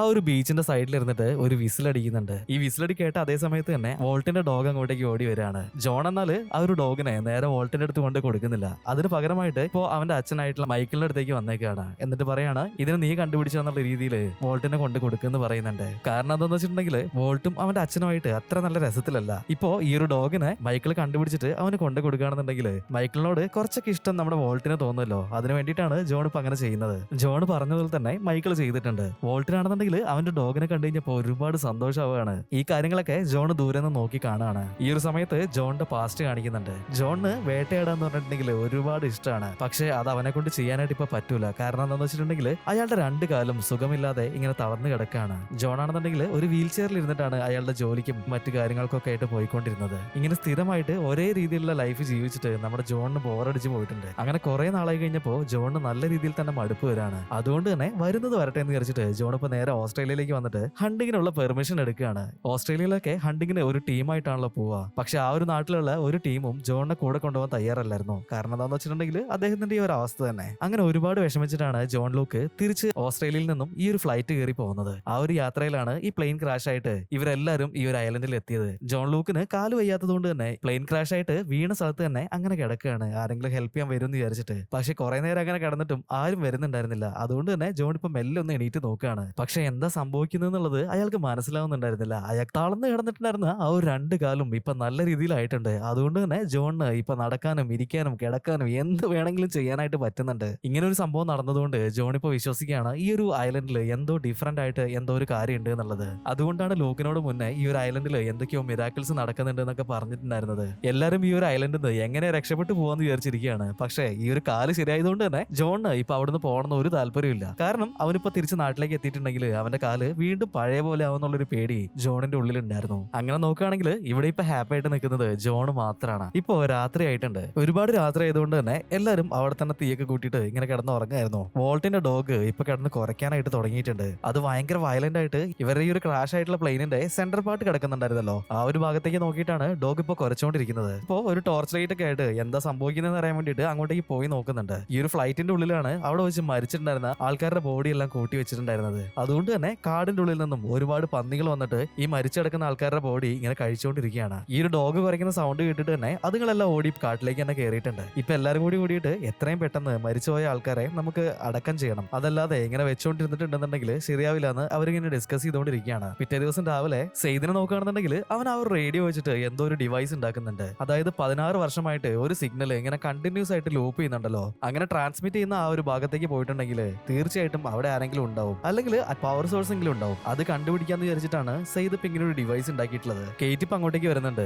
അവളോട് ഈ ഒരു കാര്യങ്ങളൊക്കെ പറഞ്ഞു കൊടുത്തിട്ട് ഇതെവിടെയെങ്കിലും കാടിനുള്ളിൽ ഹൈറ്റ് ഉള്ള ഒരു സ്ഥലത്ത് കൊണ്ടേ വെക്കണം, അപ്പോഴേ നമുക്ക് ഈ ഒരു ട്രാൻസ്മിഷൻ എവിടുന്നാണ് സംഭവിക്കുന്നത് എന്നുള്ളത് മനസ്സിലാവുള്ളൂ എന്നൊക്കെ ഇങ്ങനെ പറഞ്ഞുകൊണ്ടിരിക്കുകയാണ്. ഇവരുടെ ട്രാപ്പായിട്ട് ഇപ്പൊ 2 ദിവസം കഴിഞ്ഞിട്ടുണ്ട്. ആർക്കും കഴിക്കാനൊന്നും ഇല്ലാത്തതുകൊണ്ട് തന്നെ എല്ലാവരും വിശന്ന് വലഞ്ഞിരിക്കുകയാണ്. കഴിക്കാനായിട്ട് എന്തെങ്കിലും ഫുഡ് കണ്ടുപിടിക്കണല്ലോ, അതിനെ പറ്റിയിട്ടൊക്കെ എല്ലാവരും ഇങ്ങനെ ഡിസ്കസ് ചെയ്തുകൊണ്ടിരിക്കുകയാണ്. ഈ ഒരു സമയത്ത് ജാക്ക് അങ്ങോട്ടേക്ക് വന്നിട്ട് പറയുന്നുണ്ട് ഈ ഒരു കാടിന്റെ ഉള്ളിൽ ഒരുപാട് പന്നികളുണ്ട്, നമുക്ക് അതുങ്ങളെ വേട്ടയാടി പിടിക്കാന്ന് പറയാണ്. ഇപ്പൊ ജാക്ക് പറയാണ് പക്ഷെ അതിനായിട്ടുള്ള ആയുധങ്ങളും കാര്യങ്ങളൊന്നും നമ്മുടെ അടുത്തില്ലല്ലോ, പിന്നെ എങ്ങനെയാണ് നമ്മൾ ആ ഒരു മൃഗങ്ങളെ വേട്ടയാടി പിടിക്കാന്ന് ചോദിക്കുന്നുണ്ട്. ജോൺ ആണെന്നുണ്ടെങ്കിൽ ഇപ്പൊ അയാൾ കൊണ്ടുവന്നിട്ടുള്ള ആ ഒരു പെട്ടി തുറന്ന് കാണിക്കുന്നുണ്ട്. നോക്കുന്ന സമയത്ത് പല ടൈപ്പ് കത്തികൾ ഈ ഒരു പെട്ടിയുടെ ഉള്ളിൽ വെച്ചിട്ടുണ്ടായിരുന്നു. ഇയാൾ വേട്ടയാടാൻ വേണ്ടിയിട്ടാണല്ലോ ഓസ്ട്രേലിയയിലേക്ക് പോയത്. അതുകൊണ്ട് തന്നെ ഒരുപാട് ടൂൾസ് അങ്ങോട്ടേക്ക് കൊണ്ടുവന്നിട്ടുണ്ടായിരുന്നു. അങ്ങനെ ഈ ഒരു ആയുധങ്ങളൊക്കെ ആയിട്ട് നമ്മുടെ കെയ്റ്റിനെയും മൈക്കിളിനെയും കൂട്ടിയിട്ട് പന്നികളെ വേട്ടയാടാൻ വേണ്ടിയിട്ട് കാട്ടിലേക്ക് പോവാണ്. കെയ്റ്റ് ആണെന്നുണ്ടെങ്കിൽ നമ്മുടെ സെയ്ദ് ഉണ്ടാക്കിയിട്ടുള്ള ആ ഒരു ഡിവൈസ് കാടിന്റെ ഉള്ളിൽ ഏതെങ്കിലും ഒരു ഉയർന്ന മരത്തിന്റെ മുകളിലേക്ക് സെറ്റ് ചെയ്യാനും കൂടിയിട്ടാണ് ഇവരുടെ കൂടെ വന്നിട്ടുള്ളത്. ഇപ്പോ ഇവർ ഈ ഒരു കാട്ടിലേക്ക് പോയിട്ട് അവിടെ ഉണ്ടായിരുന്ന പന്നികളെ വേട്ടയാടാനായിട്ട് തുടങ്ങിയിട്ടുണ്ട്. പക്ഷേ ഒരുപാട് വലിയ പന്നികളായിരുന്നു അത്. അതുകൊണ്ട് തന്നെ ഇവർ വിചാരിച്ച രീതിയിൽ അതിന് പിടിക്കാനായിട്ട് പറ്റുന്നുണ്ടായിരുന്നില്ല. ഇപ്പൊ മൈക്കിളിനൊക്കെ ആ ഒരു പന്നി തൂക്കി എറിയുന്നുണ്ട്. ഈ ഒരു പന്നിയുടെ ആക്രമണത്തിൽ അവന് നല്ല രീതിയിൽ തന്നെ പരിക്ക് പറ്റുന്നുണ്ട്. കേറ്റ് ഇപ്പൊ പറയാണ് ഈ ഒരു വേട്ടയാടുന്ന പരിപാടിയൊക്കെ നമുക്ക് തൽക്കാലം വിടാം, അതൊരിക്കലും പ്രാക്ടിക്കൽ അല്ല, നമുക്ക് വേറെ എന്തെങ്കിലും വഴി ആലോചിക്കാന്നൊക്കെ ഇങ്ങനെ പറയുന്നുണ്ട്. എന്നാൽ ജോൺ അതിന് സമ്മതിക്കുന്നുണ്ടായിരുന്നില്ല. അവൻ പറയാണ് നിങ്ങളൊക്കെ പോയിക്കോ, ഞാൻ എങ്ങനെങ്കിലും ആ ഒരു പന്നിനെ പിടിച്ചിട്ട് വരുള്ളൂ എന്ന് പറഞ്ഞിട്ട് ഇപ്പൊ കാടിന്റെ ഉള്ളിലേക്ക് ഒറ്റയ്ക്ക് നടന്നു പോവാണ്. ഈ സമയത്ത് കേറ്റ് ആണെന്നുണ്ടെങ്കിൽ അവളുടെ കയ്യിലുണ്ടായിരുന്ന ആ ഒരു ഡിവൈസുമായിട്ട് അവിടെ കണ്ട ഒരു മരത്തിന്റെ മുകളിലേക്ക് അങ്ങനെ കയറി പോവാണ്. ഈ ഒരു ഡിവൈസ് അവിടെ സെറ്റ് ആക്കാൻ വേണ്ടിയിട്ട് അവൾ ഈ ഒരു മരത്തിന്റെ മുകളിൽ ഇരുന്നിട്ട് ആ ഒരു ഡിവൈസ് സെറ്റ് ചെയ്തുകൊണ്ടിരുന്ന സമയത്താണ് കാടിന്റെ ഉള്ളിൽ വീണ്ടും ആ ഒരു ഡിഫറന്റ് ആയിട്ടുള്ള ശബ്ദം കേൾക്കാനായിട്ട് തുടങ്ങിയത്. ഇവര് നേരത്തെ കണ്ടിട്ടുള്ള ആ ഒരു മോൺസ്റ്റർ ആ ഒരു ഭാഗത്തേക്ക് വന്നിട്ടുണ്ട് എന്നുള്ളത് കേറ്റിന് മനസ്സിലായിട്ടുണ്ട്. അതിപ്പോ ജോൺ ലൂക്ക് പോയിട്ടുള്ള ആ ഒരു ഭാഗത്തേക്കാണ് പോയത്. ഈ മോൺസ്റ്റർ ഉണ്ടാക്കിയിട്ടുള്ള സൗണ്ട് കേട്ട് പേടിച്ചിട്ട് കേറ്റിന്റെ കയ്യിലുണ്ടായിരുന്ന ആ ഒരു ഡിവൈസ് ഇപ്പൊ നിലത്തേക്ക് വീണ് പൊട്ടി പോവാണ്. ഇപ്പൊ നോക്കുകയാണെന്നുണ്ടെങ്കിൽ ഈ ഒരു മോൺസ്റ്റർ ജോൺ ലോക്കിന്റെ തൊട്ടടുത്ത് എത്തിയിട്ടുണ്ട്. അത് ജോൺ ലോക്കിന്റെ നേരെ തന്നെ ഇങ്ങനെ വന്നോണ്ടിരിക്കുകയാണ്. പക്ഷെ ഈ ഒരു മോൺസ്റ്ററിനെ ഈ ഒരു സമയത്ത് നമ്മളെ കാണിക്കുന്നില്ല. ജോണിന്റെ അടുത്തേക്ക് ആ ഒരു മോൺസ്റ്റർ ഇങ്ങനെ നീങ്ങി വരുന്നുണ്ട്. പക്ഷെ മോൺസ്റ്റർ ജോണിന് ഒന്നും ചെയ്യുന്നുണ്ടായിരുന്നില്ല. ഈ ഒരു സമയത്ത് കേറ്റ് മൈക്കിളിനെയും കൊണ്ടിട്ട് എങ്ങനെയൊക്കെയോ ഇപ്പൊ ആ ഒരു ബീച്ചിന്റെ അടുത്തേക്ക് എത്തിയേക്കാണ്. ഇവരവിടെ എത്തിയിട്ട് കാടിന്റെ ഉള്ളിൽ നടന്ന സംഭവങ്ങളൊക്കെ ജാക്കിനോടും മറ്റുള്ളവരോടും ഇങ്ങനെ പറഞ്ഞുകൊണ്ടിരിക്കുകയാണ്. ജോണിന് എന്ത് പറ്റിയെന്ന് പോലും ഞങ്ങൾക്ക് അറിയില്ല എന്നൊക്കെ ഇങ്ങനെ പറയാണ്. ജാക്ക് ഇപ്പോ കേറ്റിന് എന്തെങ്കിലും സംഭവിച്ചിട്ടുണ്ടോ എന്ന് അറിയാൻ വേണ്ടിയിട്ട് നല്ല രീതിയിൽ നോക്കുന്നുണ്ട്. എന്നാൽ ഇതേ സമയത്ത് തന്നെ കുറച്ച് ദൂരത്തിലായിട്ട് കോട്ടും സൂട്ടൊക്കെ ഇട്ടിട്ട് ഒരാൾ ഇങ്ങനെ നിൽക്കുന്നതായിട്ട് ജാക്ക് കാണാണ്. ഈ ഒരു കാഴ്ച ജാക്കിന് മാത്രമേ കാണാനായിട്ട് പറ്റുന്നുണ്ടായിരുന്നുള്ളൂ. ഈ ഒരു സമയത്ത് ജോൺ ലൂക്ക് മുഖത്ത് രക്തമൊക്കെ ആയിട്ട് ഇങ്ങനെ വരുന്നുണ്ട്. എന്താണെന്ന് നോക്കുകയാണെന്നുണ്ടെങ്കിൽ അയാൾ വലിയൊരു പന്നീനെ വേട്ടയാടി പിടിച്ചിട്ട് അതിനെ കൊണ്ടാണ് അങ്ങോട്ടേക്ക് വന്നുകൊണ്ടിരുന്നത്. അതുകൊണ്ട് തന്നെ 2-3 ദിവസങ്ങൾക്ക് ശേഷം എല്ലാവർക്കും നല്ല രീതിയിൽ ഭക്ഷണം കഴിക്കാൻ പറ്റിയിട്ടുണ്ടായിരുന്നു. അതുമാത്രമല്ല മരിച്ചു പോയിട്ടുള്ള ആൾക്കാരെ എല്ലാവരും തന്നെ അവരിപ്പോ അടക്കം ചെയ്യുന്നുണ്ട്. ഈ ഒരു സമയത്ത് മൈക്കിൾ ജോണിനോട് ചോദിക്കുകയാണ് നിങ്ങൾ അന്ന് കാടിന്റെ ഉള്ളിലേക്ക് പോയ സമയത്ത് ആ മോൺസ്റ്റർ നിങ്ങൾ പോയ സൈഡിലേക്ക് വരുന്നത് ഞാൻ കണ്ടിട്ടുണ്ടായിരുന്നു, അതിന് നിങ്ങൾ കണ്ടില്ല എന്ന് ചോദിക്കുകയാണ്. ജോണിപ്പോ ഞാൻ അതിനെ കണ്ടില്ല എന്നൊക്കെ വെറുതെ കള്ളം പറഞ്ഞുകൊണ്ടിരിക്കുകയാണ്.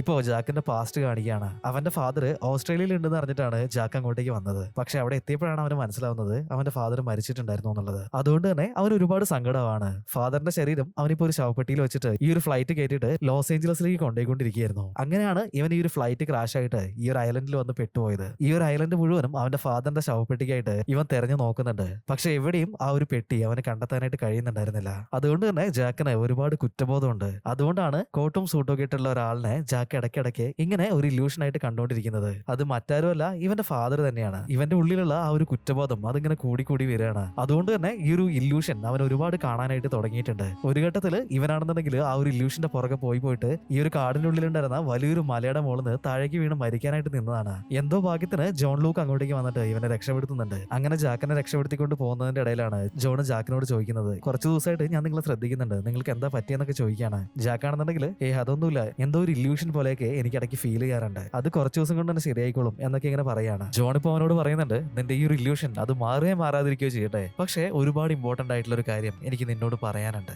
എന്താണെന്ന് വെച്ചിട്ടുണ്ടെങ്കിൽ ഈ ഐലൻഡ് അത് സാധാരണ ഒരു ഐലൻഡ് അല്ല, അതിന് ഒരുപാട് പ്രത്യേകതകളുണ്ട്. ഇവിടെ വെച്ചിട്ട് ഇതുപോലുള്ള ഇല്യൂഷൻസ് ഒക്കെ നീ കാണുകയാണെന്നുണ്ടെങ്കിൽ തീർച്ചയായിട്ടും ഈ ഒരു ഐലൻഡിന് നിന്നോട് എന്തെങ്കിലും പറയാനുണ്ടാവും. അതുകൊണ്ട് തന്നെ നീ ധൈര്യമായിട്ട് ഈ ഒരു ഇല്യൂഷൻസിനെ ഫോളോ ചെയ്തോളാനായിട്ട് ജോൺ ജാക്കിനോട് പറയാണ്. ജാക്കും ഈ ഒരു കാര്യങ്ങളൊക്കെ ആലോചിച്ച് നോക്കുകയാണ്. അന്ന് രാത്രി ജാക്കിന് വീണ്ടും ഇതേപോലുള്ള ഇല്യൂഷൻസ് കാണാനായിട്ട് തുടങ്ങിയിട്ടുണ്ട്. എന്നാൽ ഈ ഒരു സമയത്ത് അവൻ ഒട്ടും പേടിക്കാതെ തന്നെ ഈ ഇല്യൂഷന്റെ പുറകെ പോകുന്നുണ്ട്. അവനിപ്പോ പോയിട്ട് ഈ കാടിനുള്ളിലുള്ള വലിയൊരു ഗുഹയുടെ ഉള്ളിലേക്ക് എത്തുന്നുണ്ട്. അവിടെ നോക്കുന്ന സമയത്താണെന്നുണ്ടെങ്കിൽ ഈ ഫ്ലൈറ്റിന്റെ ബാക്ക് വശവും അവിടെ ഉണ്ടായിരുന്നു. അത് മാത്രമല്ല കുടിക്കാനൊക്കെ പറ്റുന്ന നല്ല ശുദ്ധമായിട്ടുള്ള വെള്ളവും അതിലിങ്ങനെ ഒഴുകി വരുന്നത് ജാക്ക് കാണാണ്. ജാക്ക് മെല്ലെ ആ ഒരു ഭാഗത്തേക്ക് പോയി നോക്കുന്ന സമയത്താണെന്നുണ്ടെങ്കിൽ ജാക്കിന്റെ ഫാദറിന്റെ ആ ഒരു ശവപ്പെട്ടി അവൻ കാണാണ്. പക്ഷെ ആ ഒരു ശവപ്പെട്ടി അവൻ തുറന്നു നോക്കുന്നുണ്ടെങ്കിലും അതിന്റെ ഉള്ളിൽ ആ ഒരു ഡെഡ് ബോഡി ഉണ്ടായിരുന്നില്ല. അവനിപ്പോ ഒരുപാട് ദേഷ്യം വരുന്നുണ്ട്. അതുകൊണ്ട് തന്നെ കയ്യിലിരുന്ന ഒരു വടി വെച്ചിട്ട് ആ പെട്ടി അടിച്ചങ്ങനെ പൊളിച്ചുകൊണ്ടിരിക്കുകയാണ്. അവൻ തിരിച്ച് വീണ്ടും ബീച്ചിലേക്ക് വരികയാണ്. കാടിനുള്ളിൽ ഇങ്ങനെ ഒരു സ്ഥലമുണ്ട്, അവിടെ കുടിക്കാനൊക്കെ പറ്റിയ നല്ല വെള്ളം ഉണ്ടെന്നൊക്കെ ബാക്കിയുള്ള ആൾക്കാരുടെ അടുത്ത് ജാക്ക് ഇങ്ങനെ പറഞ്ഞു കൊടുക്കുന്നുണ്ട്.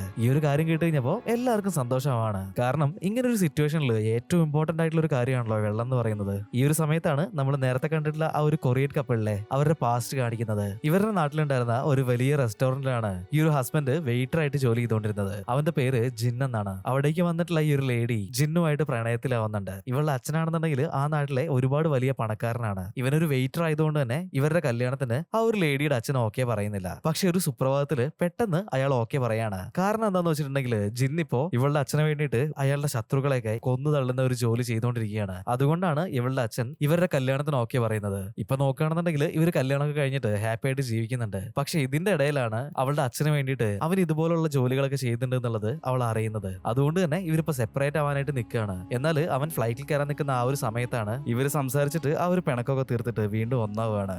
അങ്ങനെ അവന്റെ കൂടെ അവളും ഈ ഒരു ഫ്ലൈറ്റ് കയറിയിട്ട് അമേരിക്കയിലേക്ക് വരികയാണ്. ആ ഒരു സമയത്താണ് ഈ ഒരു ഫ്ലൈറ്റ് ക്രാഷ് ആയത്. ഇപ്പൊ പ്രസന്റ് ടൈം കാണിക്കുകയാണ്. മൈക്കിൾ അയാളുടെ മോനായിട്ടുള്ള വോൾട്ടുമായിട്ട് ഇങ്ങനെ സംസാരിച്ചുകൊണ്ടിരിക്കുകയായിരുന്നു. ഇപ്പൊ അവിടേക്ക് ജിന്ന് ഓടി വന്നിട്ട് മൈക്കിളിനെ അടിച്ച് അവിടെ ഇടുന്നുണ്ട്. ഇപ്പൊ അവിടെ ഉണ്ടായിരുന്ന സെയ്ദും മറ്റുള്ളവരൊക്കെ കൂടിയിട്ട് ഇവരെ വന്ന് പിടിച്ചു മാറ്റാണ്. ഇവരെല്ലാരും കൂടി പിടിച്ചു മാറ്റിയിട്ടും ജിന്ന് അടങ്ങുന്നില്ല എന്ന് കണ്ടു കഴിഞ്ഞപ്പോ അവനെ പിടിച്ച് അവിടെ കെട്ടിയിടുകയാണ്. ഈ ഒരു സമയത്ത് ജോണിനെ നോക്കുകയാണെന്നുണ്ടെങ്കിൽ അവൻ തലേദിവസം കണ്ടുപിടിച്ചിട്ടുള്ള ആ ഒരു ശുദ്ധമായിട്ടുള്ള വെള്ളവും ഈ ഒരു ഗുഹയൊക്കെ കാണിച്ചു കൊടുക്കാനായിട്ട് കെയ്റ്റിനെയും ജോൺ ലോക്കിനെയും ചാർലിനെയൊക്കെ കൂട്ടിയിട്ട് ആ ഒരു കാട്ടിക്കൂടെ ഇങ്ങനെ പോയിക്കൊണ്ടിരിക്കുകയാണ്. എന്നാൽ ഈ ഒരു സമയത്ത് ചാർലി ആണെന്നുണ്ടെങ്കിൽ അറിയാതെ അവിടെ ഉണ്ടായിരുന്ന ഒരു തേനീച്ചയുടെ കൂടിന്റെ മുകളിൽ ചവിട്ടി പോകുന്നുണ്ട്. ഇപ്പോ ആ ഒരു തേനീച്ച കൂടെ ഒന്നായിട്ട് ഇളകിയിട്ട് ഇവർ അവിടുന്ന് ഓടിക്കുകയാണ്. എങ്ങനെയൊക്കെയോ എല്ലാവരും കൂടി ഓടിയിട്ട് ഇപ്പൊ ആ ഒരു ഗുഹേന്റെ ഉള്ളിലേക്ക് വന്നേക്കാണ്. ഇപ്പൊ കെയ്റ്റ് നോക്കുന്ന സമയത്താണെന്നുണ്ടെങ്കിൽ ഈ ഒരു ഗുഹയുടെ ഉള്ളിൽ 2 ഡെഡ് ബോഡി കാണുകയാണ്. ജാക്ക് ഡോക്ടറാണല്ലോ, അതുകൊണ്ട് തന്നെ അവൻ ഈ ഒരു ബോഡിയൊക്കെ ചെക്ക് ചെയ്ത് നോക്കുന്നുണ്ട്. അതിലൊന്ന് മെയിലും മറ്റൊന്ന് ഫീമെയിലും ആയിരുന്നു. അതിലൊരു ബോഡിയുടെ പോക്കറ്റിന്റെ ഉള്ളിൽ നിന്ന് ബ്ലാക്കും വൈറ്റും ആയിട്ടുള്ള 2 കല്ലുകൾ ജാക്കിന് കിട്ടുന്നുണ്ട്. ഇവർ മരിച്ചുപോയിട്ട് എങ്ങനെ നോക്കുകയാണെങ്കിലും ഒരു 30-40 വർഷമായിട്ടുണ്ടാവും എന്നിങ്ങനെ ജാക്ക് പറയാണ്.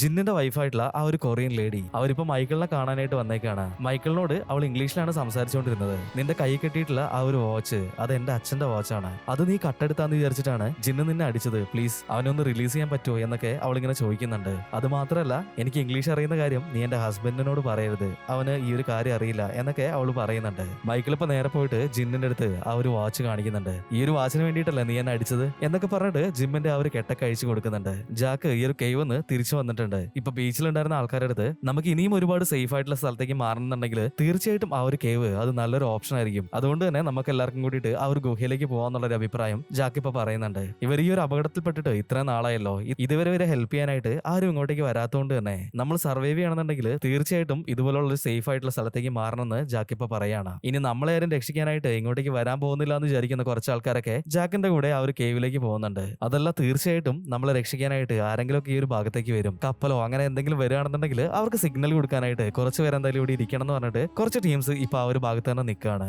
അങ്ങനെ ഇവര് 2 ഗ്രൂപ്പായിട്ട് അവിടെ വെച്ചിട്ട് തിരികെയാണ്. ഈ ഒരു സമയത്ത് നമ്മുടെ ചാർലിന്റെ പാസ്റ്റ് കാണിക്കുന്നുണ്ട്. അവനൊരു മ്യൂസീഷ്യൻ ആണ്. അവന്റെ ഏട്ടന്റെ ബാൻഡിലായിരുന്നു അവൻ വർക്ക് ചെയ്തുകൊണ്ടിരുന്നത്. എന്നാൽ ഇവന്റെ ഏട്ടനാണെന്നുണ്ടെങ്കിൽ ഒരുപാട് ഡ്രഗ്സും കാര്യങ്ങളൊക്കെ യൂസ് ചെയ്യുന്ന ഒരു മനുഷ്യനായിരുന്നു. അതുകൊണ്ട് തന്നെ ഗ്രാജുവലി ഇവരുടെ ബാൻഡ് മുഴുവനായിട്ടും അടിച്ചു പിരിഞ്ഞു പോവാണ്. ഇപ്പൊ വേലയും കൂലിയൊന്നും ഇല്ലാത്തതുകൊണ്ട് തന്നെ ചാർലിയും ഇപ്പൊ ഡ്രഗ്സ് ഒക്കെ യൂസ് ചെയ്യാനായിട്ട് തുടങ്ങിയിട്ടുണ്ട്. കുറെ അങ്ങനെ ജീവിച്ച് മടുത്തു കഴിഞ്ഞപ്പോ അവനിപ്പോ അവന്റെ ഏട്ടനെ കാണാനായിട്ട് വന്നേക്കാണ്. ഇവരുടെ ഒരു ബാൻഡ് പണ്ടത്തെ പോലെ അടിപൊളിയാക്കി എടുക്കാന്നൊക്കെ പറഞ്ഞിട്ട്, ഏട്ടനാണെന്നുണ്ടെങ്കിൽ ഒരു ഫാമിലി ഒക്കെ ആയിട്ട് നല്ല രീതിയിൽ തന്നെയായിരുന്നു ജീവിച്ചുകൊണ്ടിരുന്നത്. അതുകൊണ്ട് ആ ഒരു പഴയ ലൈഫിലേക്ക് ഞാൻ ഇനി വരുന്നില്ല എന്ന് ഏട്ടനിപ്പോ തീർത്ത് പറയാണ്. അവിടുന്ന് തിരിച്ചു വരുന്ന വഴിക്കാണ് ഈ ഒരു ഫ്ലൈറ്റ് ക്രാഷ് ആയിട്ട് ഇവനും ഇവിടെ പെട്ടുപോയിട്ടുള്ളത്. ഈ ഒരു കാരണങ്ങളൊക്കെ കൊണ്ട് തന്നെ അവന്റെ മൈൻഡ് ആകെ ഡിപ്രസ്ഡ് ആയി പോയിട്ടുണ്ടായിരുന്നു. ഞാൻ എന്ത് ചെയ്തിട്ടുണ്ടെങ്കിലും ശരിയാവില്ല, എന്നെ ഒന്നിനെ കൊള്ളില്ല, ആ ഒരു രീതിയിലൊക്കെ അവനിങ്ങനെ ചിന്തിക്കാനായിട്ട് തുടങ്ങാണ്. അതുകൊണ്ട് തന്നെയാണ് ഇവൻ ഡ്രഗ്സ് ഇങ്ങനെ കണ്ടിന്യൂസ് ആയിട്ട് യൂസ് ചെയ്തുകൊണ്ടിരിക്കുന്നത്. ഇപ്പൊ പ്രസന്റ് ടൈമിൽ നോക്കുകയാണെന്നുണ്ടെങ്കിൽ ഇവര് 2 ഗ്രൂപ്പായിട്ട് തിരിഞ്ഞല്ലോ. ഒരു ടീം ആ ഒരു കേവിന്റെ ഉള്ളിലും മറ്റേ ടീം ബീച്ചിന്റെ ആ ഒരു ഭാഗത്തുമാണ് ഉള്ളത്. കെയ്റ്റ് ബീച്ചിലുള്ള ആ ഒരു ടീമിന്റെ കൂടെയായിരുന്നു ഉണ്ടായിരുന്നത്.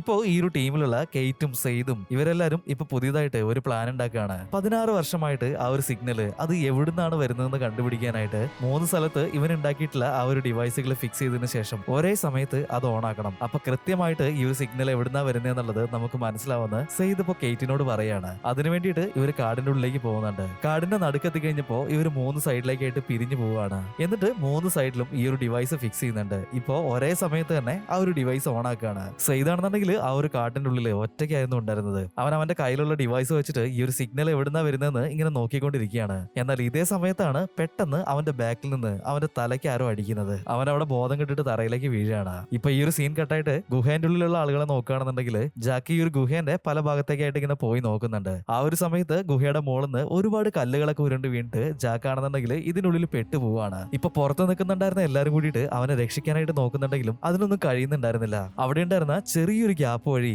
ഉള്ളിലേക്ക് ഒരാൾ പോയിട്ടുണ്ടെങ്കിലേ അവനെ രക്ഷിക്കാനായിട്ട് പറ്റുള്ളൂ. ഇപ്പൊ ആരാണ് അതിന്റെ ഉള്ളിലേക്ക് പോവാന്നുള്ളത് ഇങ്ങനെ നോക്കിക്കൊണ്ട് നിൽക്കുകയാണ്. ചാർലി ഇപ്പൊ വന്നിട്ട് പറയുന്നുണ്ട് ഞാൻ പോയിട്ട് അവനെ രക്ഷിക്കാന്ന് പറഞ്ഞിട്ട് ചാർലി അതിന്റെ ഉള്ളിലേക്ക് പോവാണ്. കഷ്ടപ്പെട്ട് ബുദ്ധിമുട്ടിയിട്ട് ഈ ഒരു ചെറിയ ഹോൾ വഴി അവൻ ഉള്ളിലേക്ക് പോവാണ്. കുറച്ച് സമയത്തിന് ശേഷം അവനിപ്പോ ജാക്കിനെ കൂട്ടിയിട്ട് പുറത്തേക്ക് വരികയാണ്. ഇത് കണ്ടു കഴിഞ്ഞപ്പോ എല്ലാവർക്കും സന്തോഷമാവുന്നുണ്ട്. ഇപ്പൊ പുറത്തു വന്ന ആ ഒരു സമയത്ത് ജാക്ക് ആണെന്നുണ്ടെങ്കിൽ എല്ലാവരുടെയും മുന്നിൽ വെച്ചിട്ട് ചാർലിനെ ഒരുപാട് അപ്രീഷിയേറ്റ് ചെയ്യുന്നുണ്ട്. നീ ഇല്ലായിരുന്നെങ്കിൽ ഞാൻ ആ ഒരു ഗുഹയുടെ ഉള്ളിൽ വെച്ചിട്ട് മിക്കവാറും മരിച്ചു പോയനെ എന്നൊക്കെ പറഞ്ഞിട്ട് അവൻ ഒരുപാട് പുകഴ്ത്തുകയാണ്. അങ്ങനെ എല്ലാരും കൂടിയിട്ട് അവൻ അപ്രീഷിയേറ്റ് ചെയ്യാനായിട്ട് തുടങ്ങിയത് കൊണ്ട് തന്നെ അവന്റെ ഉള്ളിലുള്ള നെഗറ്റീവ് ആയിട്ടുള്ള തോട്ട്സ് ഒക്കെ ഇപ്പൊ മെല്ലെ മെല്ലെ കുറഞ്ഞു വരുന്നുണ്ട്. അതുകൊണ്ട് തന്നെ ഇനി ഒരിക്കലും ഞാൻ ഡ്രഗ്സ് യൂസ് ചെയ്യില്ല എന്ന് പറഞ്ഞിട്ട് അവിടെ ഉണ്ടായിരുന്ന ഒരു തീയിലേക്ക് അവന്റെ കയ്യിലുണ്ടായിരുന്ന ആ ഒരു ഡ്രഗ്സ് എറിഞ്ഞു കളയാണ്. ഇപ്പൊ പിറ്റേ ദിവസം രാവിലെ ആയിട്ടുണ്ട്. നോക്കുന്ന സമയത്താണെന്നുണ്ടെങ്കിൽ ആ ഒരു ഫ്രഞ്ച് ലേഡി ആയിട്ടുള്ള നമ്മുടെ എമ്മയില്ലേ, അവൾക്ക് ആസ്മയുടെ പ്രശ്നങ്ങളൊക്കെ ഉണ്ട്. ഇപ്പോ അവള് ശ്വാസം കിട്ടാതെ ഇങ്ങനെ കളിച്ചുകൊണ്ടിരിക്കുകയാണ്. ഇവരുടെ ഈ ഒരു ഫ്ലൈറ്റ് ക്രാഷ് ആയ സമയത്ത് ഇവള് യൂസ് ചെയ്തുകൊണ്ടിരുന്ന ആ ഒരു ഇൻഹൈലർ അത് എവിടെയോ പോയിട്ടുണ്ട്. അവർ കുറെ തെരഞ്ഞു നോക്കിയെങ്കിലും ആ ഒരു ഇൻഹൈലർ കിട്ടുന്നുണ്ടായിരുന്നില്ല. ഇപ്പൊ സോയർ ഉണ്ടല്ലോ,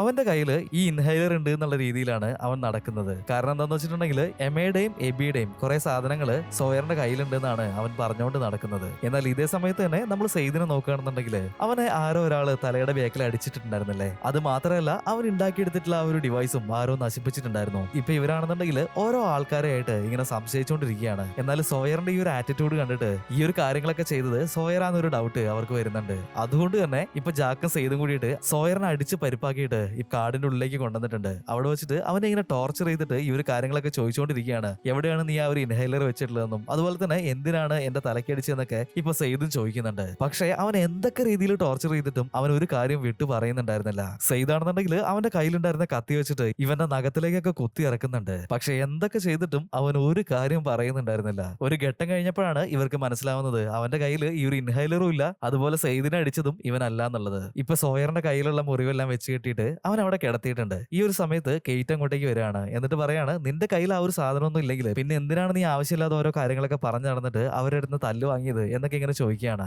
ഇപ്പോഴാണ് ഇവൻ സ്ഥിരമായിട്ട് വായിക്കാറുള്ള ആ ഒരു കത്ത് നമ്മുടെ കെയ്റ്റ് കാണുന്നത്. അതിലുള്ള സ്റ്റാമ്പും കാര്യങ്ങളൊക്കെ വെച്ച് നോക്കുന്ന സമയത്ത് സോയറിന്റെ ചെറുപ്പകാലത്തിൽ അവന് വന്നിട്ടുള്ള ഒരു കത്താണ് ഇത് എന്നുള്ളത് കെയ്റ്റിന് മനസ്സിലാവുന്നുണ്ട്. ഈ ഒരു സമയത്ത് സോയറിന്റെ പാസ്റ്റ് കാണിക്കുകയാണ്. സോയറിന്റെ ശരിക്കുള്ള പേര് ജെയിംസ് എന്നാണ്. ഇവൻ ചെറുതായിരിക്കുന്ന ആ ഒരു സമയത്ത് ആരോ ഒരാൾ വന്നിട്ട് ഇവന്റെ അമ്മേനെ പറ്റിച്ച് പോയിട്ടുണ്ടായിരുന്നു. ആ ഒരു കാര്യം കൊണ്ട് തന്നെ ഇവന്റെ അമ്മ സൂയിസൈഡ് ചെയ്തിട്ടുണ്ടായിരുന്നു. അതുകൊണ്ട് തന്നെ കുട്ടിയായിട്ടുള്ള ജെയിംസ് അവന്റെ അമ്മേനെ പറ്റിച്ച് പോയിട്ടുള്ള സോയറിന് ലെറ്റർ എഴുതാനായിട്ട് തുടങ്ങിയിട്ടുണ്ടായിരുന്നു. അയാൾക്ക് ലെറ്റർ എഴുതാനായിട്ട് ജെയിംസിന് അവന്റെ അഡ്രസ് ഒന്നും അറിയില്ലല്ലോ. അതുകൊണ്ട് തന്നെ അവന്റെ സ്വന്തം വീട്ടിലേക്ക് സോയറിനായിട്ട് കത്തുകൾ എഴുതിയിട്ടുണ്ടായിരുന്നത്. അങ്ങനെ ഇവന്റെ ഉള്ളിലുള്ള ആ ഒരു വൈരാഗ്യം മെല്ലെ മെല്ലെ ഒരു മനോരോഗം പോലെ ആയി മാറാണ്. അങ്ങനെ ഈ ഒരു ലെറ്റേഴ്സ് എല്ലാം കയ്യിൽ വെച്ചിട്ട് അവൻ തന്നെ സോയറാണെന്ന് വിചാരിക്കുകയാണ്. അങ്ങനെ ജെയിംസ് മെല്ലെ മെല്ലെ സോയറായിട്ട് മാറാണ്. ഇവൻ വലുതായി കഴിഞ്ഞപ്പോ നല്ലൊരു ഫ്രോഡായിട്ട് മാറുന്നുണ്ട്. ജെയിംസ് എന്ന ഇവന്റെ പേര് മാറ്റിയിട്ട് ഇപ്പൊ സോയർ എന്നാക്കുകയാണ്. ഇവന്റെ ഉള്ളിലുള്ള ആ ഒരു മാനസിക രോഗം കാരണം സോയറിനോടുള്ള ആ ഒരു വെറുപ്പ് അത് അവന്റെ ലൈഫിൽ തന്നെ തീർത്തോണ്ടിരിക്കുകയാണ്. അതുകൊണ്ടാണ് ഇവനെ എല്ലാവരും വെറുക്കണം, ഇവനെ എല്ലാവരും തല്ലണം, അങ്ങനെയൊക്കെ ആ ഒരു ചിന്താഗതി സോയറിന്റെ മനസ്സിലേക്ക് വന്നിട്ടുള്ളത്.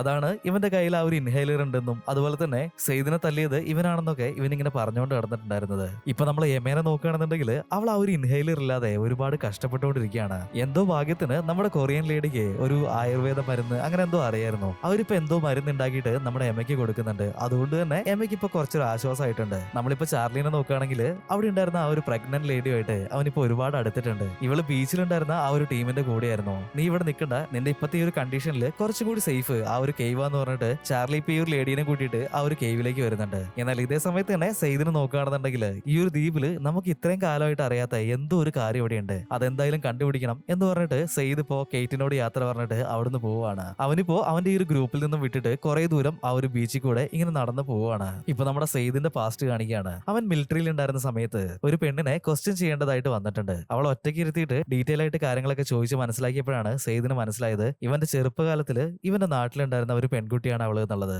പണ്ട് മുതലേ ഇവളോട് സെയ്ദിനൊരു പ്രണയം ഉണ്ടായിരുന്നു. അതുകൊണ്ട് തന്നെ അവൾ ഈ ഒരു മിലിറ്ററി ക്യാമ്പിൽ നിന്ന് രക്ഷപ്പെടുത്താനായിട്ട് ഈ ക്യാമ്പിലുണ്ടായിരുന്ന ഒന്ന് രണ്ട് ആളുകളെയൊക്കെ സെയ്ദ് വെടിവെച്ച് കൊല്ലുന്നുണ്ട്. അങ്ങനെ ഒരു വിധത്തില് അവൾ അവിടുന്ന് രക്ഷപ്പെടുത്തിയിട്ട് പുറത്തേക്ക് വിടുകയാണ്. ഇവൻ അവിടുന്ന് രക്ഷപ്പെടുത്തി വിട്ടിട്ടുള്ള ആ ഒരു ലേഡി തീർച്ചയായിട്ടും അമേരിക്കയിലായിരിക്കും ഉണ്ടാവുക. അതുകൊണ്ടാണ് അവനിപ്പോ അവളെ തെരഞ്ഞിട്ട് ഓസ്ട്രേലിയയിൽ നിന്നും അമേരിക്കയിലേക്ക് ട്രാവൽ ചെയ്തത്. അങ്ങനെ ഇവളെ തെരഞ്ഞു പോകുന്ന സമയത്താണ് സെയ്ദും ഇവിടെ ഒന്ന് പെട്ടത്. ഇപ്പൊ പ്രസന്റ് കാണിക്കുകയാണ്. സെയ്ദാണെന്നുണ്ടെങ്കിൽ ഇപ്പൊ ഒരുപാട് ദൂരം നടന്നിട്ട് ഇപ്പൊ ഒരു സ്ഥലത്തിരുന്നിട്ട് അവന്റെ ലവറിന്റെ ആ ഒരു ഫോട്ടോ ഒക്കെ എടുത്ത് നോക്കിക്കൊണ്ടിരിക്കുകയാണ്. എന്നാൽ ഈ ഒരു സമയത്താണ് മണ്ണിന്റെ അടിയിൽ ഒരു കേബിൾ അവൻ കാണുന്നത്. ഇപ്പൊ ആ ഒരു കേബിള് മണ്ണിൽ നിന്നും തോണ്ടി അവൻ പുറത്തേക്ക് എടുക്കുന്നുണ്ട്. കടലിന്റെ ഉള്ളിൽ നിന്നും വരുന്ന ഈ ഒരു കേബിള് നേരെ ഐലൻഡിലേക്കാണ് പോകുന്നത്. അത് ഫോളോ ചെയ്ത് പോയിട്ടുണ്ടെങ്കിൽ തീർച്ചയായിട്ടും ആ ഒരു പവർ സോഴ്സ് കണ്ടുപിടിക്കാൻ പറ്റുമെന്ന് വിചാരിച്ചിട്ട് അവൻ ഈ ഒരു കേബിളിനെ ഫോളോ ചെയ്തിട്ട് കാടിന്റെ ഉള്ളിലേക്ക് പോവാണ്. എന്നാൽ കാടിന്റെ അവിടെ എത്തുന്ന സമയത്ത് അവനൊരു ട്രാപ്പിൽ പോയി പെടുന്നുണ്ട്. ഇപ്പൊ അവൻ കണ്ണു തുറന്നു നോക്കുന്ന സമയത്താണെന്നുണ്ടെങ്കിൽ ഒരു ലേഡീനെ കാണുന്നുണ്ട്. അവള് ഇവനെ പിടിച്ച് കെട്ടി വെച്ചേക്കാണ്. ഈ ഒരു ലേഡി തന്നെയാണ് സെയ്ദിനെ മുന്നേ അടിച്ചിട്ട് അവന്റെ കയ്യിലുണ്ടായിരുന്ന ആ ഒരു ഡിവൈസ് നശിപ്പിച്ച് കളഞ്ഞിട്ടുണ്ടായിരുന്നത്. ഇവരുടെ പേര് ഡാനിയല എന്നാണ്. അവരൊരു സയന്റിസ്റ്റ് ആണ്. 16 വർഷങ്ങൾക്ക് മുന്നേ